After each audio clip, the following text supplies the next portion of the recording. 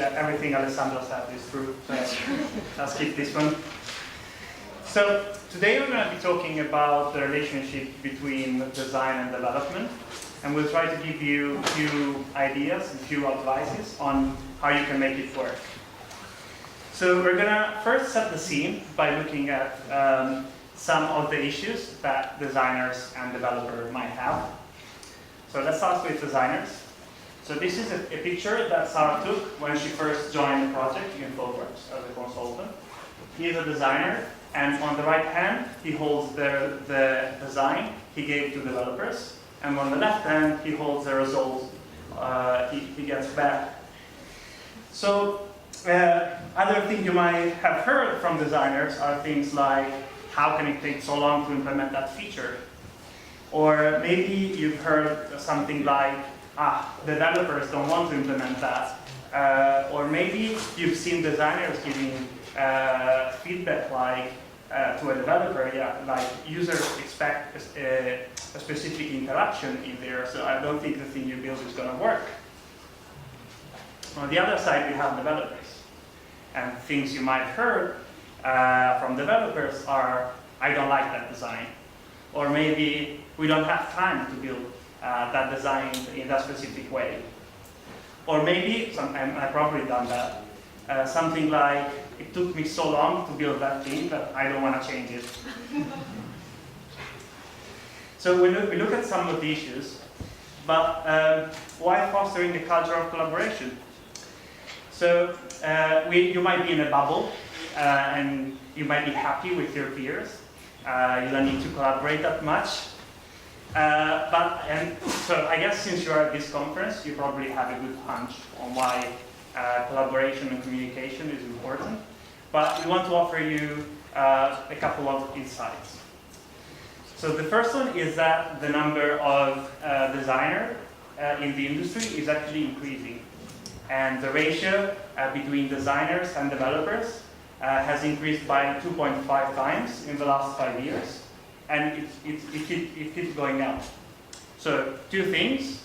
So the first one is that we're not going to get rid of designers anytime soon. And the second one, more serious, is that even if you haven't worked with designers or developers yet, there are pretty good chances that that is going to happen in the next future. Another trend in the industry is that companies nowadays build cross-functional team with shared ownership of a product or a vertical slice of a product. And so we have teams with business analysts, with QA, with designers, devs, product owner, product managers.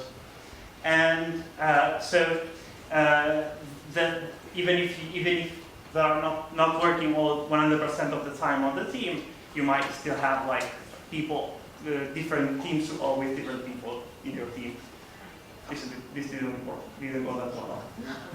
Anyways, so the next thing is, based on our experience, when there is no collaboration, this leads to frustration, to conflicts, and ultimately to suboptimal products. And we think that designers and developers, but also all the other professionals that we saw in the slide before, offer two different points of view on products, and missing one would leave us blindsided and make us vulnerable to bad decision making.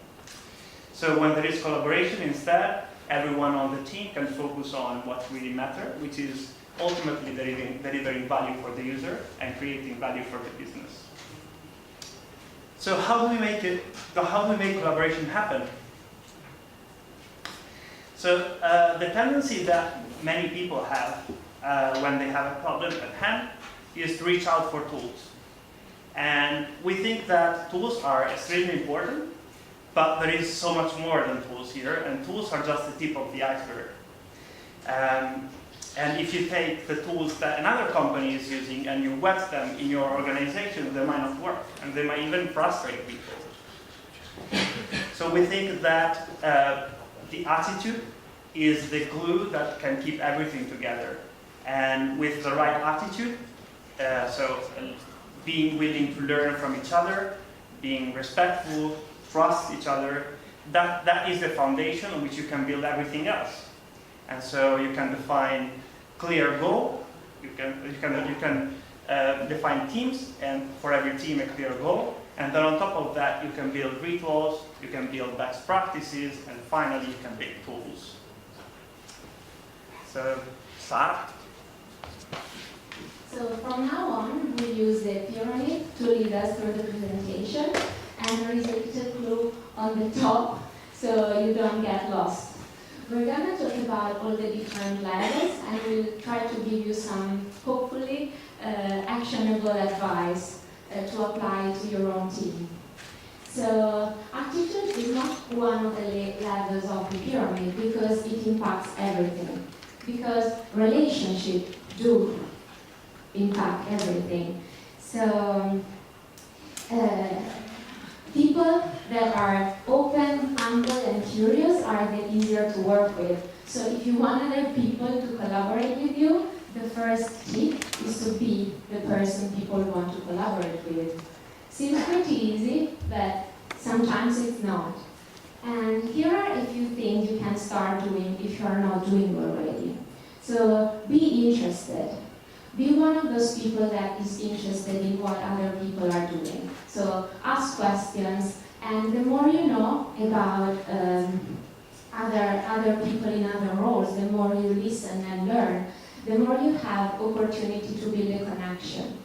And then help others. So make sure everyone else on the team can strive. And ask for help as well. Asking for help is incredibly powerful to build a strong relationship. And again, ask for feedback. Many people think that asking for feedback is really difficult, but it's really as going to someone and say, hey, can you please give me feedback on? And that's it. But making other people like we value their opinion is the first step for collaboration. There's also one thing you should not do, and that is never ever make other people feel stupid. So nobody likes it, and it never works for collaboration. So try to avoid it yourself, and if you spot a behavior, maybe not as extreme as this one I hope, but similar, intervene. Here are a few things you can do. So you can say, I don't know, or I don't understand. Those are simple sentences, but very powerful, especially if you are in a leadership position. If you can say, I don't know, or I don't understand, you empower everybody else to do the same. So nobody can feel stupid anymore and can just say if they don't understand something. We don't have to pretend to know everything all the time. And then practice to speak simply. So it's really easy to just go out there and talk jargon and look super smart and techy, but then this really goes in the way of communication, and actually it's harder to speak simply to people that have a different background than to throw jargons at our peers. So time to move to the first level of our pyramid and talk about clear goals. Clear goal is something that really has an impact in team, and it's often overlooked. But in the last few years, there has been a lot of research around high-performing team. Like everybody wants a high-performing team, and clear goal is one of the answers. So apparently, those researchers say that teams that have clear goals, they have higher job satisfaction. And also, they are more likely to hit their goal, to reach their goal, even if the goal is harder. So, if you don't have a goal, this is usually how it feels like. So, a bunch of kittens, everyone going to a different direction, and it feels very messy and frustrating. So, having a clear goal gives the team something in common, so you can all move toward the same goal. Seems easier than it is. Let's see how a clear goal looks like. So this is a real example when I was working in digital banking for Thoughtworks. So I'm just going to read you the goal. Create a 100% digital experience that allows the people that comply to security checks to loan up to 20,000 euros. So that is a very specific goal. It's nothing like, let's make more money, or let's get more users, or let's save some money.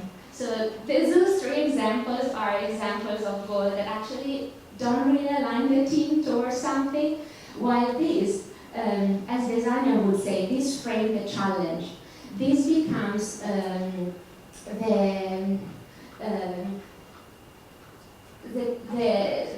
this creates the boundaries where all the energy of the team is spent toward.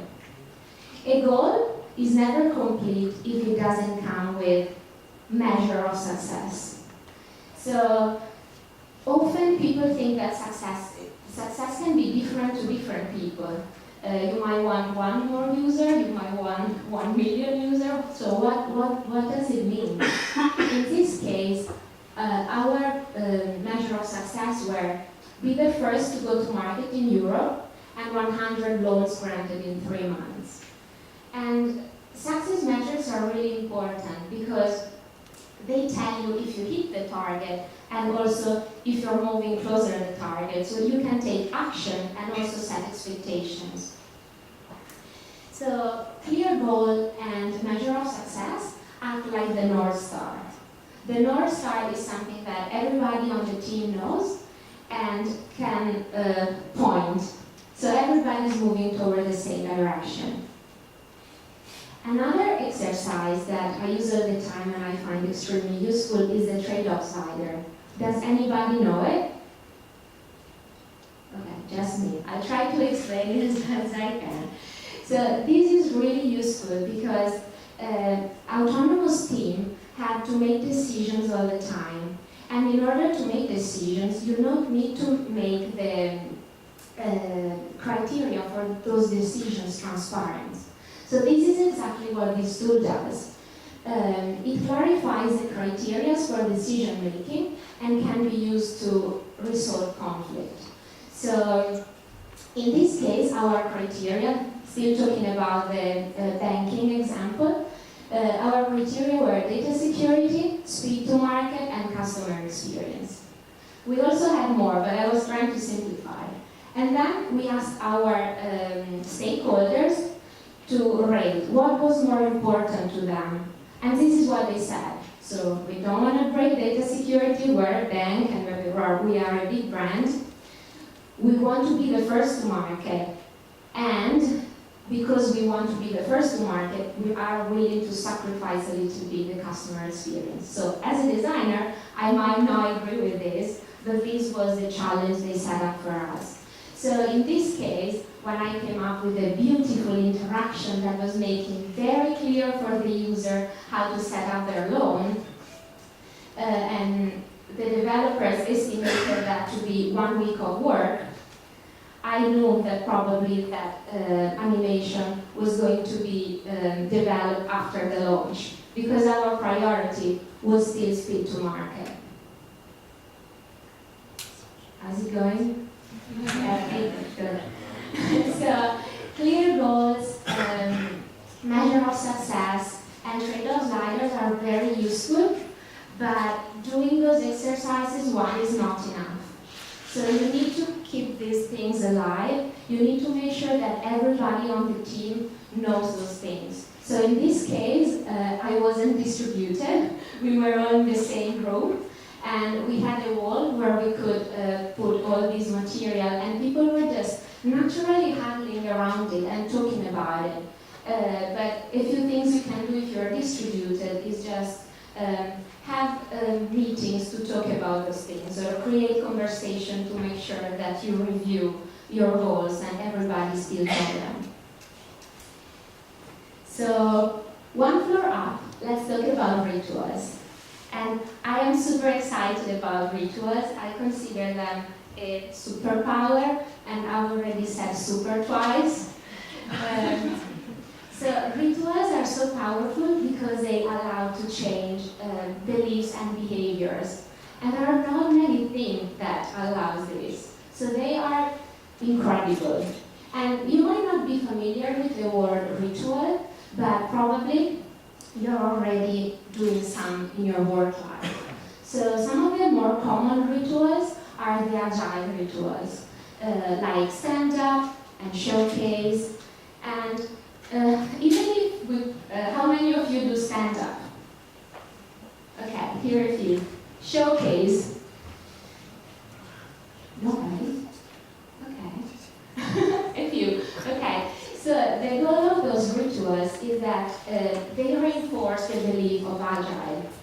So this is a practice. This make a belief practical, so people can action it. For example, showcase is at the end of the iteration where we show what we have done, and this reinforces an agile belief that says that working software is more important than documentation. So if you actually look at all the rituals that you're having, ask yourself why and what belief they are reinforcing. What many people don't know is that you can create your ritual. So, and this is the recipe. It's pretty simple. You have to identify something that is a little off or broken in your culture and something that you want to fix. So once you've identified the problem, you can brainstorm a few ideas to solve it and then try it out. So let's make it a bit more practical. I'll show you a few rituals that I created, and you can see. So this is Feedback Friday. So Thoughtworks is really good at giving and receiving feedback. We give each other feedback all the time. It's something that just we do continuously. But sometimes our clients are not used to it, and they are also a little bit afraid of it. So with a colleague, we created Feedback Friday. The first thing we did is that we created a very simple and funny framework to give each other feedback. That is not as good as Eva Lotta. I hope she's it's my version of sketching something that was not intimidating for the team. And then we, together with the leadership, we invited people to take some time on Friday to share feedback. And so they did. Here is a picture of people having lunch in the park and using the booklet to give each other feedback. So another example is UI testing or UI bash. So at the time I was in a startup, we were about to launch a new product and we had more bugs than I'd like to.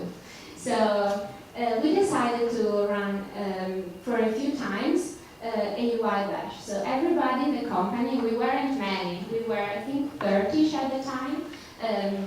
We split into groups, everyone with a different device. So we wanted to test for all types of mobiles on Android and iOS. And then we were finding the bug and prioritize them for the next iteration. So this simple ritual helped us to get rid of bugs before our launch. And usually the secret tip about rituals is to make them fun, so people want to stick to them. Because repetition is important, is what makes a difference. So, wow. I hope that by now you're as excited as I am about rituals.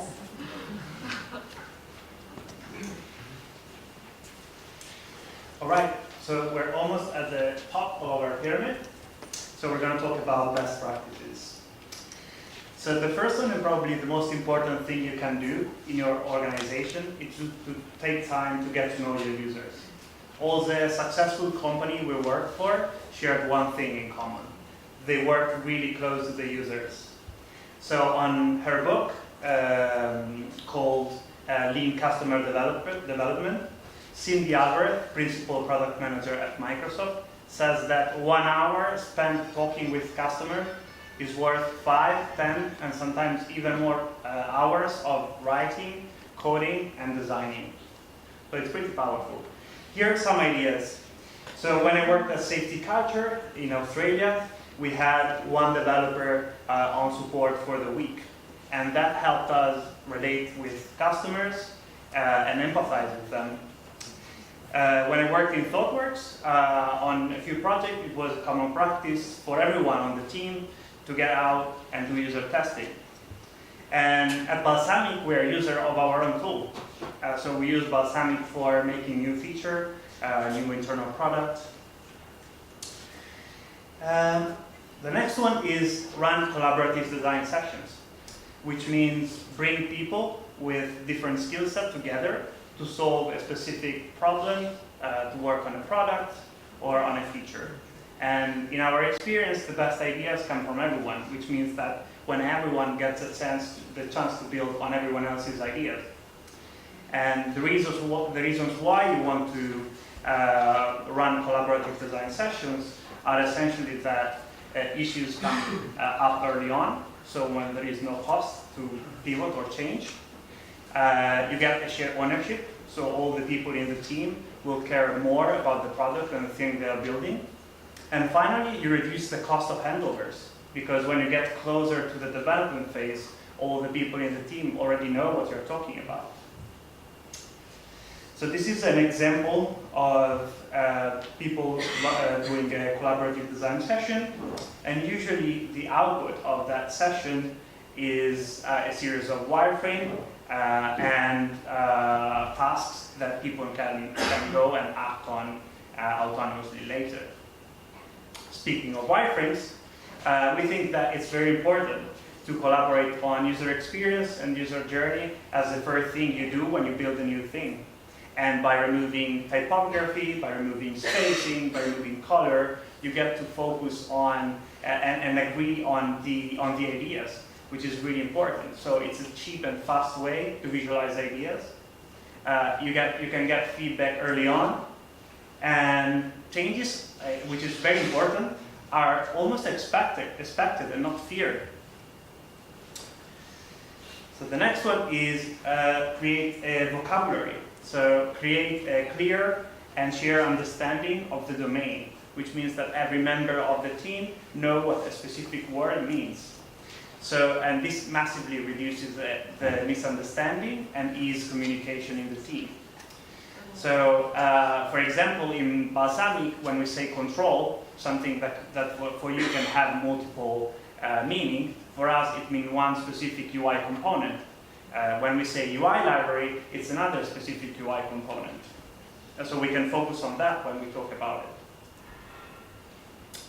And finally, we have design just in time, which means that if you're working with sprints in a healthy environment, the design sprint is one iteration ahead the development one.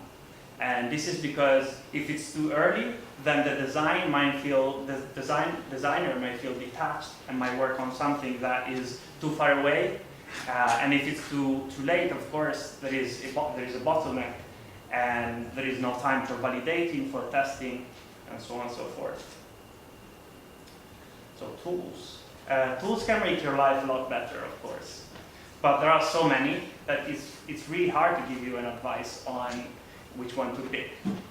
So the only thing we think it's important is that tools must be chosen by the people that are going to use them. So what I'm going to do is give you some example of the tools I've used or I'm using, but you need to pick them, try them yourself, and see if they fit in your organization and your workflow. So when I worked at Safety Culture and we had to build new features, the thing we did is we ran collaborative design session, which ended up on paper wireframes, and then from there we went on high fidelity design on Sketch, and then from there to Envision, where we added interactions, and then from there to user testing. And if the user, if the results of the user testing were good, then we went to production through Jira. Otherwise, we went back and think at the feature again. And at Balsamiq, we have an amazing support team, and we work really close to our users. So when we think and we feel there is a necessity for a new feature, and we have time to build it, we use Balsamiq Cloud to build, to wireframe the new feature or the new product, and then we comment on that, and then when we are happy with it, we go into Sketch and GitHub to keep track of the changes. And then from there, we go to Zeppelin, where we can comment and we can take colors, measures, and then go to production, and then talk to the users again. And I leave it to Sarah for the last comment. So this is our visual flow that it's time to wrap up the presentation. And it's time for your final takeaway. So sometimes collaboration doesn't just happen, you have to design and build it.